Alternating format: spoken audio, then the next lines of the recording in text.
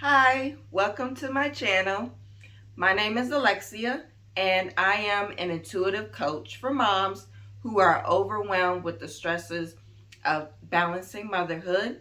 And so I help moms navigate motherhood, learning to prioritize self-care so that they can confidently balance motherhood with self-love. If this sounds like something you need, then please subscribe below and press the notification bell so you can be notified every time I drop a new video. So in this video, I'm going to talk about postpartum depression and some ways that you can strengthen your mind against postpartum depression. And so what is postpartum depression? Postpartum depression is being in a depressive state longer than a couple weeks after you have your baby. It can be normal for new moms to experience what they call the baby blues, which is feeling sad and feeling a little overwhelmed, as you adjust to your new role as a mom. Well, postpartum depression is different, as it is severe sadness, thoughts of suicide or harming yourself or others, including your baby, and it lasts for more than a couple weeks without any relief. Nothing else seems to help. And so I wanted to give some tips when dealing with postpartum depression. So being a mom seems to be the dream job, right? But for some, it can lead to depression. The stresses of cooking, cleaning, running errands, and tending to all the people around you while adjusting to a new baby can get overwhelming. And so I wanted to give 7 tips that helped me when I was dealing with postpartum depression. I have 4 children, and I experienced postpartum depression with each child. Again, I had depression prior to having children, so it's no surprise that I ended up having severe postpartum depression each pregnancy. And so dealing with that, here are 7 things that I've learned that I want to pass on to other moms in hopes that it will help them to navigate these new feelings and this confusion around, why are you going through this? Why do you feel this way? And not feel bad about it. Your feelings are valid. And if you feel like there is something wrong, there is nothing wrong with reaching out for help. And so the first thing I wanted to say was signs that you may be experiencing postpartum depression. So again, extreme feelings of sadness, thoughts of harming yourself or your baby, anger, irritability, distancing yourself from others or from things that you enjoy, hopelessness, worthlessness, and refusal to accept help. Also, the inability to cope and crying constantly with little to no clear reason. So those are some signs of postpartum depression that I have found. And so I'm going to give you 7 tips that helped me while dealing with postpartum depression, and I hope this helps. First, know when to fold them. And what I mean by that is know your limit. Know when you should put your pride aside and ask for help. There's nothing wrong with asking for help. It doesn't make you any weaker. It doesn't make you not a good mom. It actually makes you a better mom, because when you are not capable of doing something, you can enlist the help of someone who can assist you or maybe can do it better. Number 2, increase your confidence in yourself.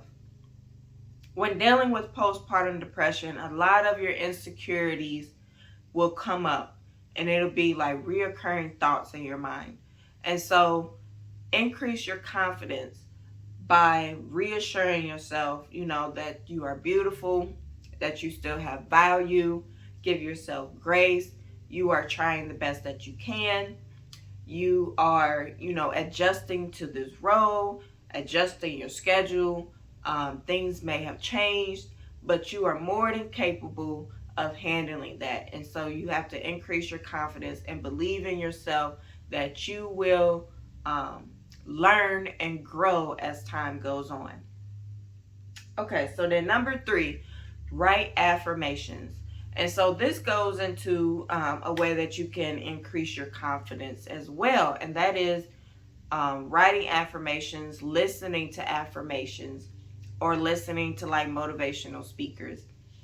So affirmations are statements that reinforce positive thoughts about ourselves. So some examples of positive affirmations are: I am enough, I am strong, I am beautiful, I am capable of raising a child to be a beautiful human being, I am a great mother, I am a great wife, I do my best every day. These are examples of positive affirmations that you can say to yourself to increase your confidence and to reaffirm your position as a mom. You were chosen for this job, and as long as you are doing the best that you can every day, that is all that matters. It doesn't have to be perfect. All right, so then number 4, therapy. There is still a stigma about therapy. There is nothing wrong with going to enlist the help of a professional. You can get a therapist, a counselor, or a coach. Someone who can help you navigate your feelings, help you bring more clarity to your situation, and give you expert advice and tips on how to best combat, your issue. Get to the root of it, how to fix it, or, maybe you need to retrain your thought or your perspective around it. And a therapist or a counselor can help you with that as well. So if you feel like things are just too much, they're too much, the thoughts of harming yourself or others is too much, then please find a local therapist. Nowadays, since COVID happened, a lot of therapists are online, so then they don't even have to be in the same state as you. As long as they're able to take your insurance, you can even find you a virtual therapist and have your appointments virtually. It's called telehealth. So if you see telehealth under any therapist or a medical professional, then that means that it's virtual. All right, so number 5, discover or rediscover what your passion is. I feel like that is important because once we become moms, we could be so laser focused on this new baby that we forget about ourselves. And so once you forget about yourself and you become wrapped up in doing for other people, it leads to like this empty feeling, like something is missing. And what's missing is your individuality. We still need that individual. We still need to be separate, I guess is what I'm trying to say. We still need that individuality. We still need our own lives. We still need, things that we enjoy, and to do those things. And you can have that individuality. You can still be your own person and take time for yourself and still be a great mom. You don't have to take one away from the other. You can have both.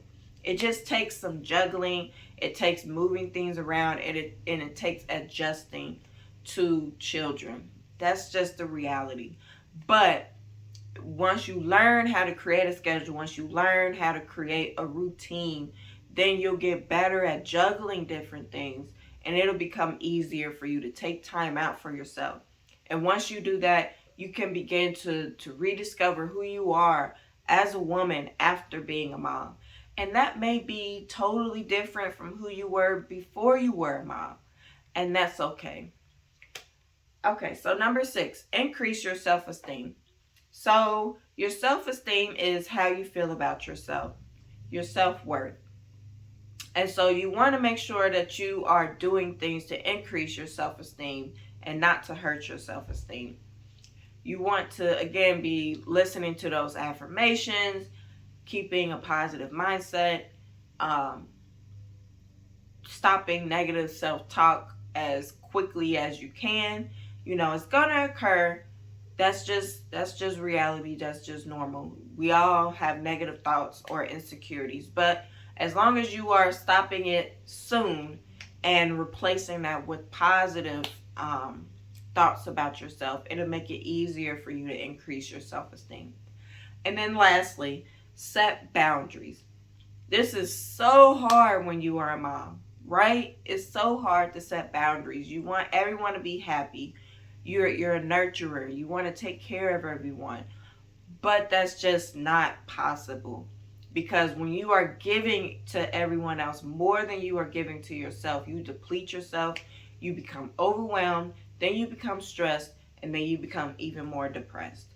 So you always have to take care of you first. And again, that does not take away from you being a wife, you being a mom. It is just, it is like you being in the center and everyone else circling around you. And you're able to reach out and give to them because you are in the center and you are whole. So that might not have been the best example, but just think of it that you are only able to give what you got. So make sure that you are giving yourself the best so that you can give others the best. And that includes setting boundaries with your children, setting boundaries with family members and your spouse, letting them know how you feel, that you are experiencing a lot, that you're overwhelmed right now, and that you just need some extra support and love. So I hope these 7 tips helped. If you have any questions, leave a comment below. And in the next video, I'm going to talk about ways to have a more positive mindset. If you need any assistance with finding a therapist, or if you're really struggling with postpartum depression and you don't have anyone else to turn to, you don't really have that support system, then schedule a call with me and we can see if we can work together to navigate through this journey so that you can get to a place of self-love and being the best you that you can be. I want you to be you confidently. And so please like this video, share with anyone you feel would it would help and be of benefit, and I will see you in the next video. Bye.